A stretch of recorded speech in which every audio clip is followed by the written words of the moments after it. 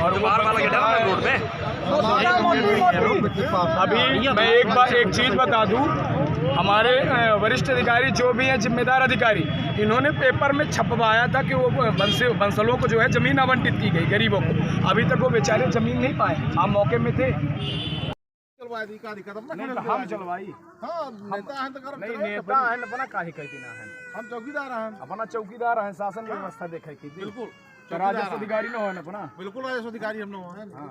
तब फिर काहे कही उसकी प्रतिवेदन अधिकारी के बताइलन के उठान होला जमीन अपना, तब फिर काहे बताइलन वो जमीन होला भाई अपना पूछित है तो अपना देवाइला है तो फिर अपना बताई ना चली दवाई।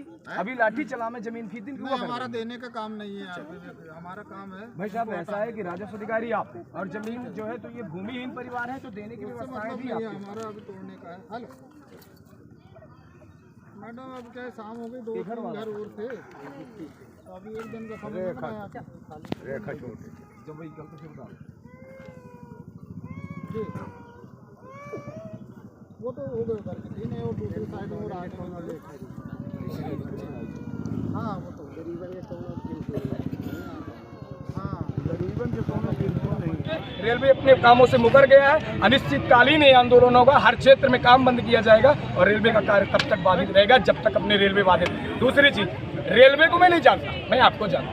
राजस्व अधिकारी आपको, आपने जमीनें ली थी किसानों से, तो वादे आपने किए थे कि आप जमीनें दीजिए, हम आपको रोजगार देंगे। रोजगार तो मिला नहीं, आधे किसानों को मिल गया, आधे किसान आज भी वंचित हैं, आज भी भटक रहे हैं। विस्थापन का साथ ही विस्थापन जब तक इन्हें व्यवस्थित तरीके से ना मिल जाए तब तक आप इन्हें हटाएं।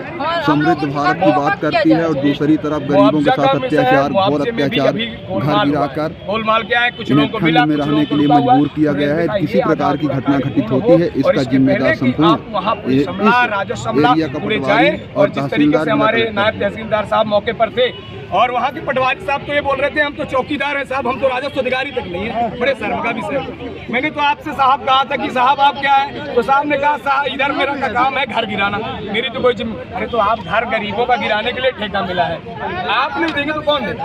मैं अब पटवारी साहब कहते हैं मैं कब्जा दिलवाऊँ, मैं कब्जा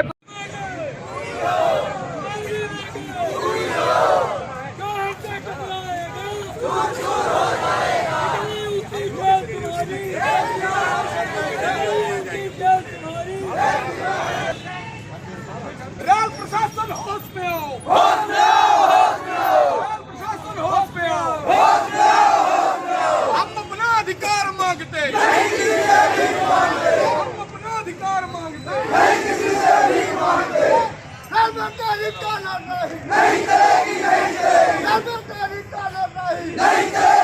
चलेगी, प्रशासन होश में आओ, होश में आओ, होश में आओ, प्रशासन होश में आओ, होश में आओ, होश में आओ, तेरी तानाशाही नहीं चलेगी, नहीं चलेगी, तेरी तानाशाही नहीं चलेगी, नहीं चलेगी, तेरी तानाशाही नहीं चलेगी, नहीं चलेगी, जिला प्रशासन होश में आओ, होश में आओ, होश में आओ, होश में आओ, होश में आओ, होश में आओ, इंकलाब जिंदाबाद, जिंदाबाद, जिंदाबाद, अच्छा मैं बताऊँ मैटर थोड़ा सा मैनेज विषय 3 चीज़ें हैं इसमें, रोजगार, विस्थापन और जो मुआवजे रुके हुए।